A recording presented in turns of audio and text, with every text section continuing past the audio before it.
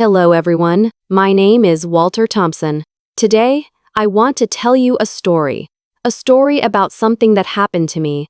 Something that completely turned my life upside down. It's a story I never could have imagined, not even in my worst nightmares. It's a story of love, trust, and betrayal. But more than anything, it's about a father's journey to reclaim his dignity and his honor. I'm sorry, sir, but this property is now under the bank's control. You'll have to leave. Those words echoed on the front porch of my own home. They hit me like a thunderclap, stunning both me and the taxi driver standing beside me. This was the house I had spent nearly 40 years building. The place where I'd raised my children, a home filled with countless memories, both sweet and bitter. And now, a stranger in a security guard's uniform was telling me it wasn't mine anymore. Just 3 days earlier, this very house had been filled with laughter, with twinkling lights, and the scent of flowers. We had just celebrated my youngest son's wedding, an event I had poured my heart, my soul, and every penny I had into preparing. The vibrant wedding photos, capturing my son and his new wife in their happiest moments, were still proudly displayed on the walls. I guess they hadn't had time to take them down yet. The warmth of that beautiful day seemed to linger in the air.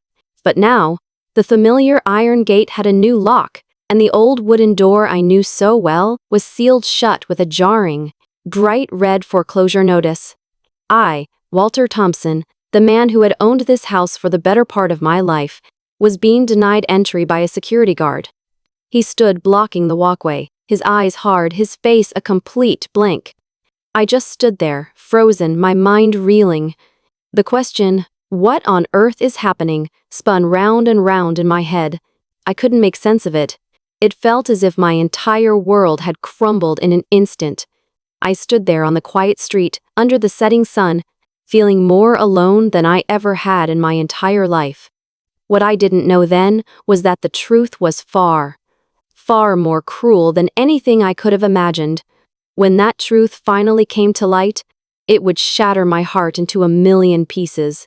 It would destroy my trust, and it would force me into a battle not just to get my property back, but to defend my honor and protect the values I had spent a lifetime building. My name is Walter Thompson, and I'm 72 years old. My entire life, from the time I was a young man until now, as I stand in my twilight years, has been dedicated to 3 things: hard work, responsibility, and an unshakable love for my family. I worked without ever taking a day off, saving every dollar I could, for one simple reason. I just wanted my children to have a good life, to get a proper education, and to one day be able to build happy homes of their own. Just 3 days ago, I was still wiping away tears of pure joy. It was my youngest son's wedding day, his big day. Seeing him standing there in his sharp tuxedo, he looked so much like a grown man, so completely happy.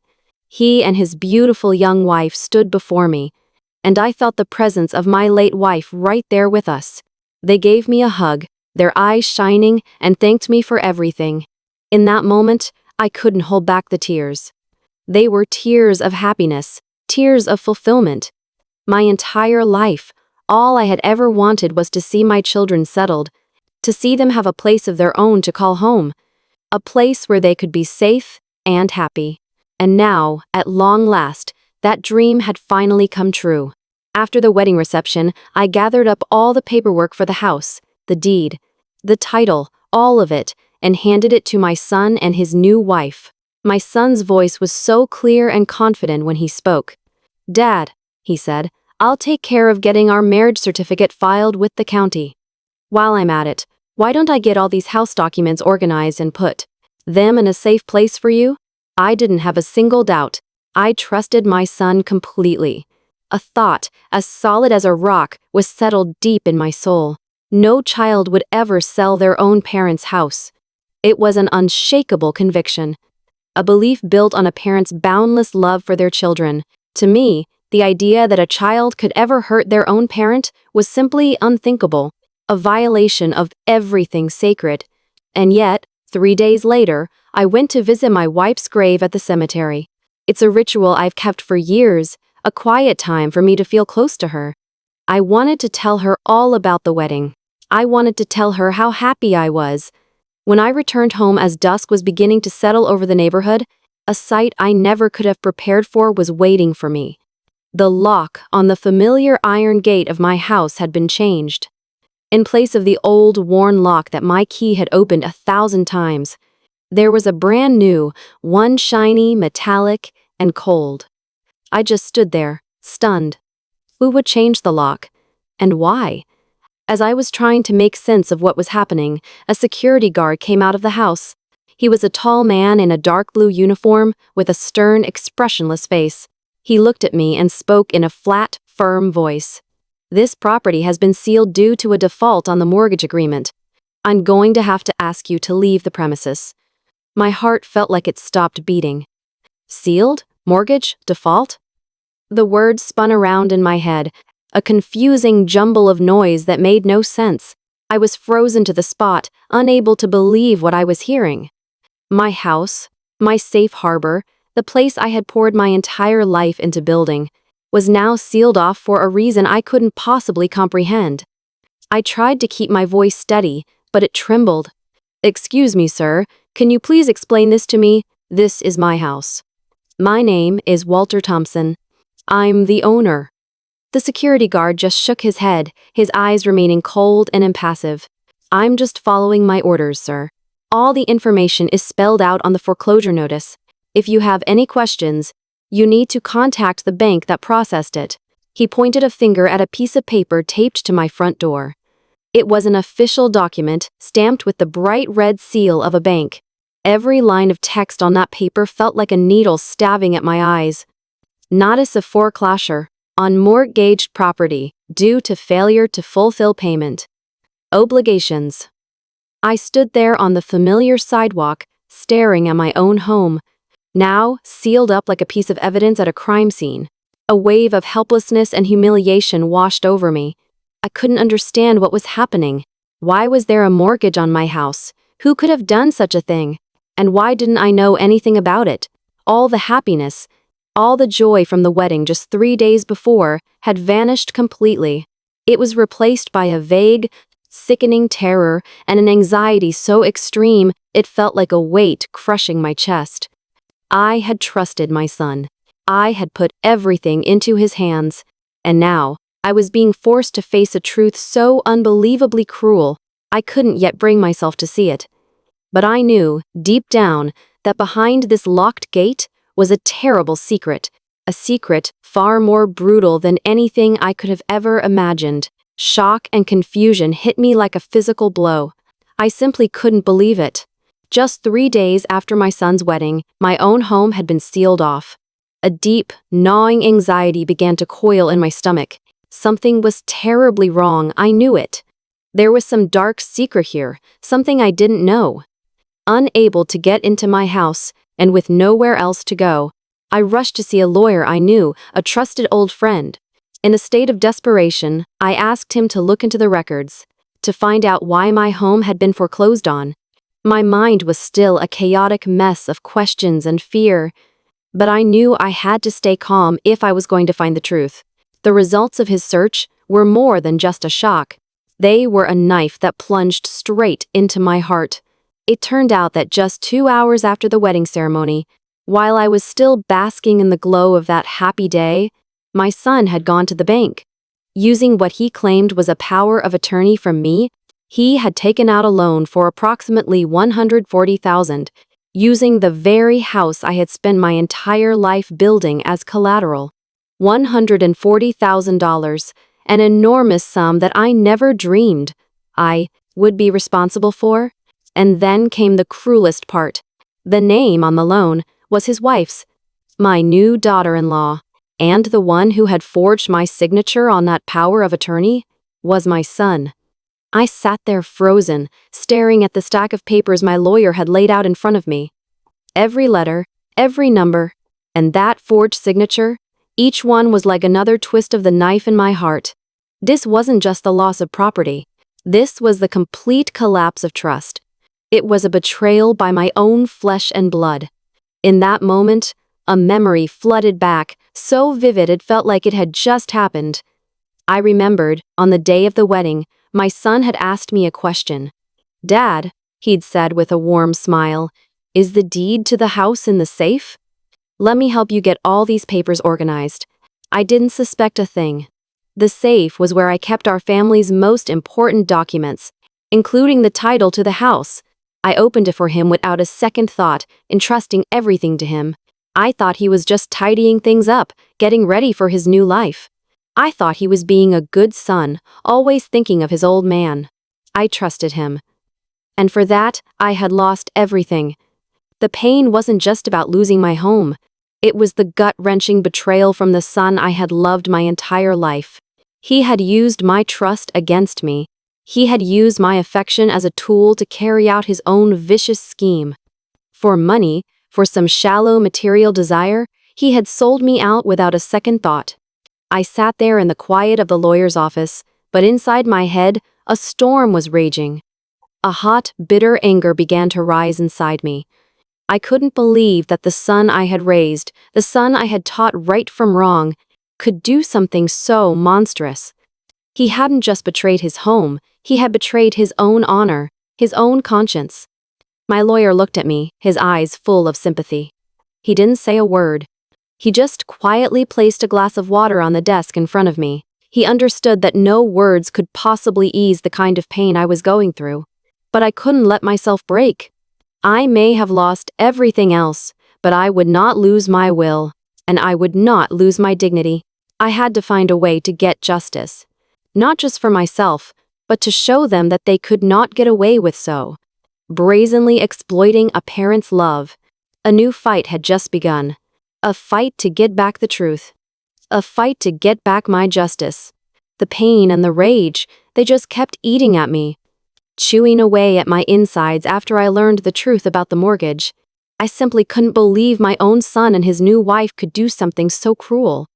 As I sat in the little motel room where I was staying, the one I'd found after being locked out of my own home, my mind was just a storm of confusion and hurt. That night, just as the hands of the clock were pointing straight up to midnight, my phone rang. It was an unknown number. I hesitated for a moment, then I answered it. The voice on the other end of the line startled me. It was an old friend of mine, a man I'd known for years who worked in the real estate business. He was a good, honest man, someone who always kept his word. "Walter," he said, his voice heavy with concern, "I just happened to see your son's name on some paperwork that crossed my desk. It looks like this wasn't a simple mortgage. It was a full trust transfer of the property title. And from the looks of it, there are some loan sharks involved in the background." I felt a chill run down my spine. A trust transfer? Loan sharks? The words froze me solid. This wasn't just a story about my son taking out a loan against the house.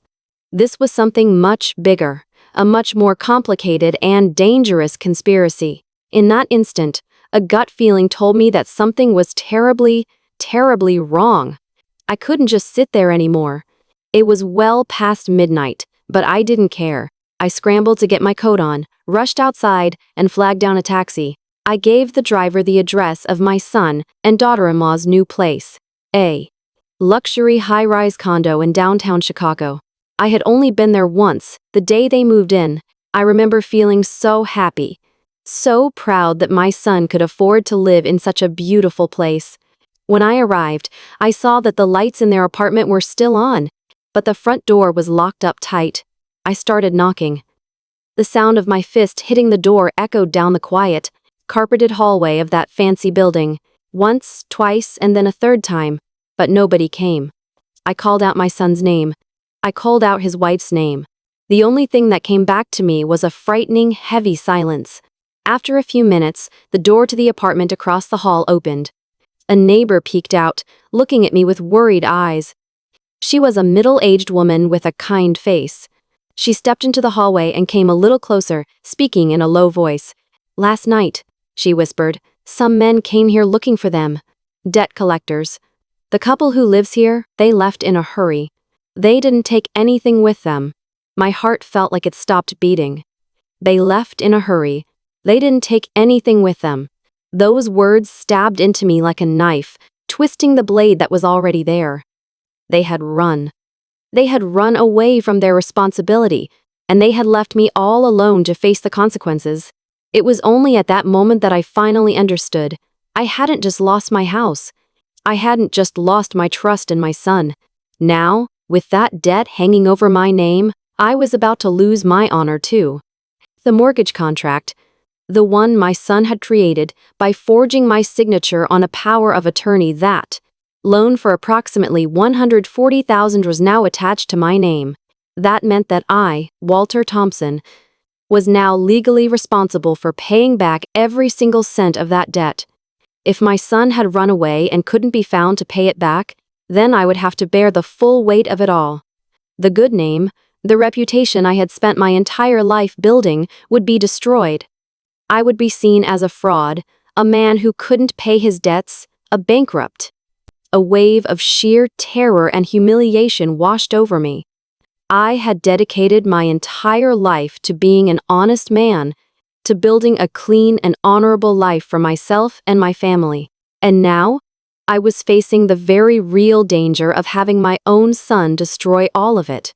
I stood there, in that silent, empty hallway, feeling more alone than I ever had in my entire life. It felt as if the very foundations of my world were crumbling into dust. But deep down, in the core of my soul, a small, stubborn flame was still burning. I could not let myself be broken. I had to get back on my feet. I had to find a way to get justice, to defend my honor. This whole scheme had been planned for a long time. I could see that now, but I was not going to let them get away with it so easily. After that fateful phone call and the chilling news from the neighbor, I knew I couldn't just sit and wait for disaster to strike. The thought of my good name being dragged through the mud, the crushing weight of a debt I never asked for, it all spurred me into action. I stayed awake the entire night, my mind racing, turning things over and over, trying to form a plan. I could not let my son just disappear and leave me to face all the consequences by myself. I had to find him.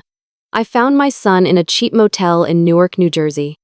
It was a grimy, forgotten part of the city, a place where rundown buildings were packed in tight, one on top of the other, and the air was thick with the smell of damp mildew and stale cigarette smoke. When I first saw him, I almost didn't recognize him. He was so thin, his face gaunt and hollowed out, with a ragged, untrimmed beard. His eyes were wide with a mixture of panic and terror, and maybe, just maybe, a flicker of guilt. He was huddled in the corner of the small, dark room, looking like a defeated man, a fugitive on the run. Looking at him, I felt no anger, no hatred, not even a trace.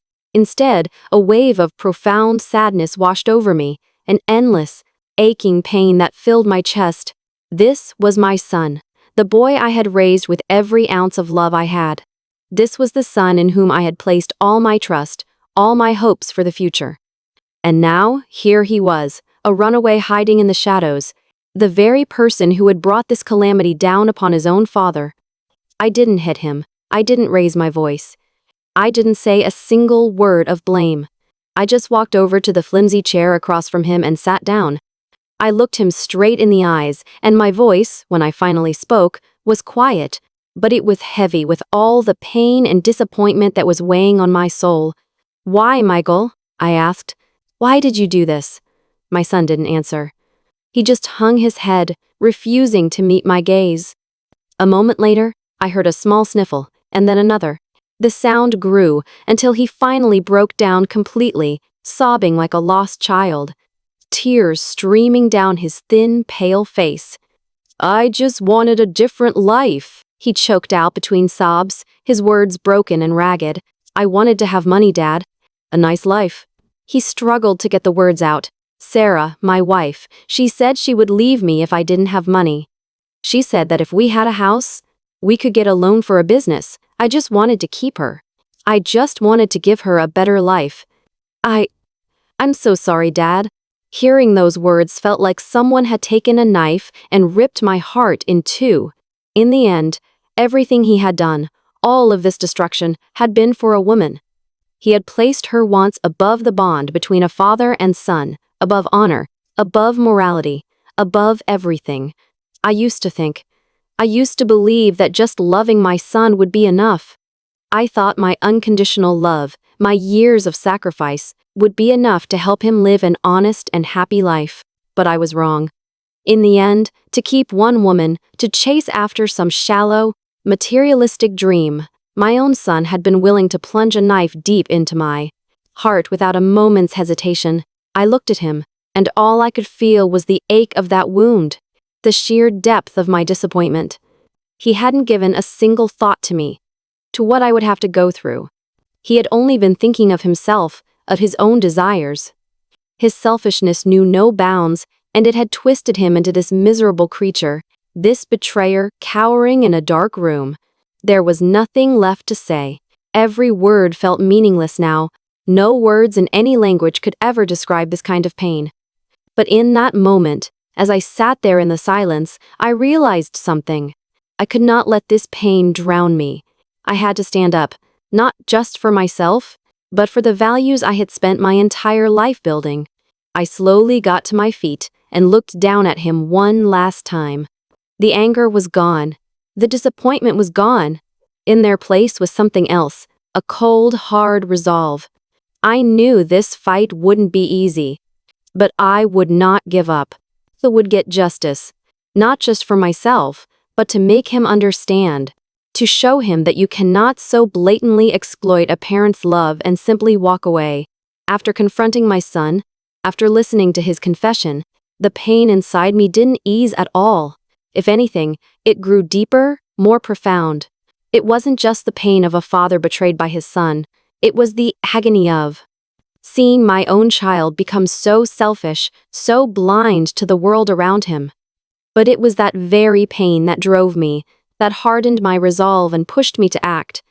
I could not, would not, surrender myself and my home to the hands of these scammers. And I certainly could not let my son sink any deeper into the mire of his own wrongdoing. I decided to file a lawsuit. This wasn't just a fight to get my house back. It was a battle to reclaim my honor, to find justice for myself and for every other elderly person who has been taken advantage of. I knew the road ahead would be long and difficult, filled with obstacles and emotional turmoil, but I could not turn back now. There was no retreat.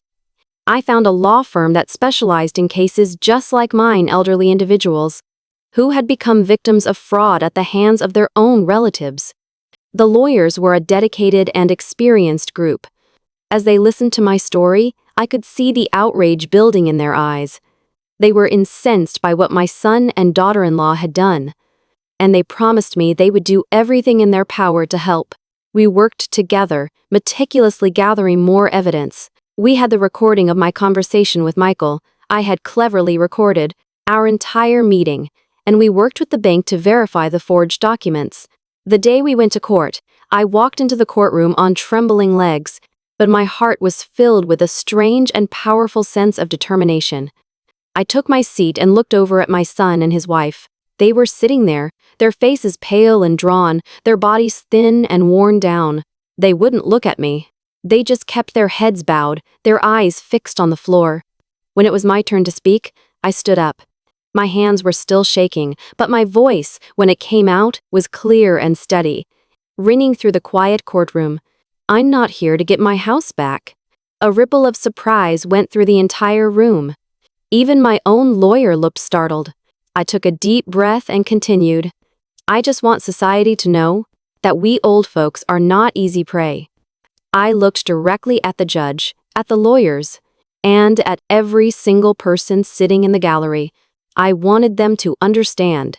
We may be old, but we have not lost our wisdom. We have not lost our awareness. We are not just simple targets, easily deceived and easily used. And as for you, my son, I said, turning to face him, if you ever want to move forward with your life, you have to learn to pay for your mistakes. My final words were like a knife, aimed straight at the hearts of my son and daughter-in-law. They bowed their heads even lower, and I could see their whole bodies shaking. This wasn't a curse. It was a lesson, a very expensive lesson that I needed them to learn. I wanted them to face the consequences of their actions, to take responsibility for the wrong they had done. Only then could they ever hope to grow. to find their way back to a proper path in life. The trial lasted for 3 long months. During that time, I went through a storm of emotions, tension, anxiety, and glimmers of hope.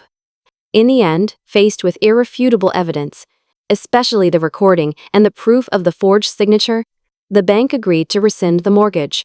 Like the reasoning was simple. The contract had been executed using a forged power of attorney, which made it completely and legally null and void. The house was returned to me. I had won back my property. But I don't live there anymore. That house is no longer a place of comfort for me. It has become a symbol of betrayal, a monument to all the pain I endured. I couldn't bear to live in a place so haunted by the memory of that treachery. I wanted to start a new life, a life that wasn't chained to those sad memories. The legal battle was over, and I had won. Even after I got the house back, I didn't live there anymore. The memory of that betrayal, the pain of it all, was just too great. It could no longer be a place of peace for me, no longer a home where I felt safe. I wanted to find a quiet place, somewhere I could live out the last of my years in peace, without being tied to the ghosts of what had happened. So, I moved. I found a small village tucked away in the mountains of rural Pennsylvania. The air here is clean, and the natural beauty is breathtaking. Every morning, I wake up, breathe in the crisp mountain air, and watch the sunrise peek through the trees. I've started a simpler life, one that's closer to nature. I began tending a small garden, taking care of the lush green rows of plants, and harvesting fresh vegetables and root crops with my own 2 hands.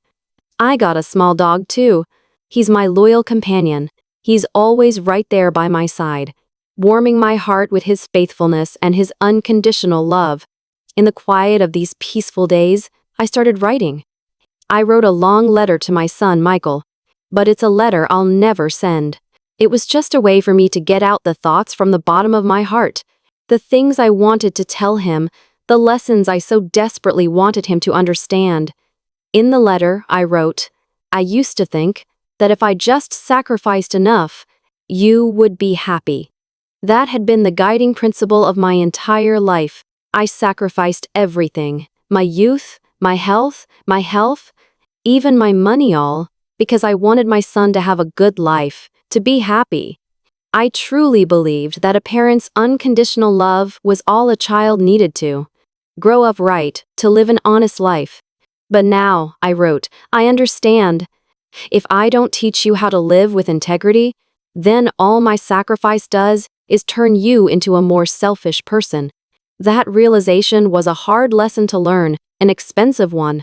I had coddled my son too much, been far too protective. I never taught him the value of honesty, the importance of honor, or the responsibility that comes with being a man. My blind sacrifice was the very thing that, ironically, had molded him into a selfish person, someone who thought only of himself, someone willing to trample on his own family's love just to get what he wanted. Michael called me, again and again, begging to see me.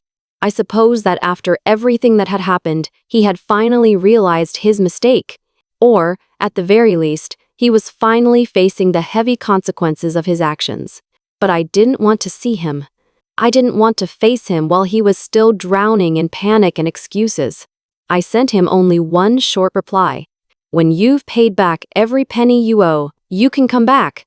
And I wasn't just talking about the $140,000 debt he had created. I was talking about the moral debt, the debt to his own conscience. I needed him to face the fallout of his actions on his own, to take responsibility for himself. Only when he had truly repented, only when he had truly made things right, could I even begin to reconsider our relationship. I know he might never pay back that debt. I know we may never have the chance to see each other again. But I'm not sad about it anymore, and I have no regrets.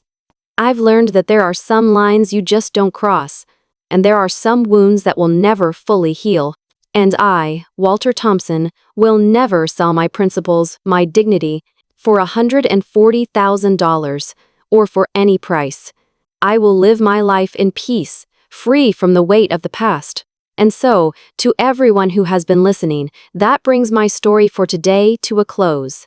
I know now that I was not a perfect father. Far from it. All I ever did was love my son with everything I had, with a boundless, unconditional love. I truly believed that my love alone would be enough, that if he felt that love, he would grow up to be a happy and decent man. And it was for that very reason, for that deeply held belief, that I was hurt so profoundly and pushed to the very brink of despair when everything fell apart. But I want you to know, I have no regrets. Because through that entire ordeal, that terribly painful time in my life, I learned a lesson of immense value. It's a lesson that has been etched into my soul, one I know I will carry with me for the rest of my days. The first thing I learned is this: the bonds of family are not endlessly forgiving. They can only be stretched so far before they snap. It's a harsh truth, I know, but it is a necessary one. Love and forgiveness are wonderful, essential things, but if they have no limits, if they are not guided by principles, they can become a double-edged sword. That kind of blind love can twist the very people we cherish into selfish, irresponsible individuals who feel entitled to everything. And that leads to the second lesson. The bonds of family, they must also be protected by reason and by honor. We parents have to be sensible enough to see when our affection is becoming blind. We have to find the courage to protect our own honor, to stand up for the values we have spent our entire lives building, sometimes drawing a line in the sand, setting a firm boundary that isn't an act of coldness or cruelty. It is a way to protect ourselves. And more than that, it is a way to teach our children a priceless lesson about responsibility, about integrity, and about morality. If you are listening to this and you still have your parents, I ask you, please, treasure them. Love them with all your heart and with genuine affection. Please do not test their love with your own selfishness or with some shallow, fleeting desire for material things. I beg you not to do that, because there are some wounds that will never, ever heal. No matter how much time passes, there are some scars on a parent's heart that will never truly fade away. As for me, I have finally found my peace of mind. I am living a simple and quiet life out here in the countryside, surrounded by nature. I no longer have to worry about the heavy burdens of the past. I feel happy now, just being myself, doing the things I enjoy, and finding comfort in sharing the valuable lessons that life has taught me. Once again, from the bottom of my heart, I want to thank all of you for listening to my story. Your willingness to hear what I had to say has been a great comfort to me, more than you know. I hope that I'll have the chance to share another story with you again someday. I hope that together, we can encourage good values in the world and help make this life a place that is always filled with kindness and with compassion.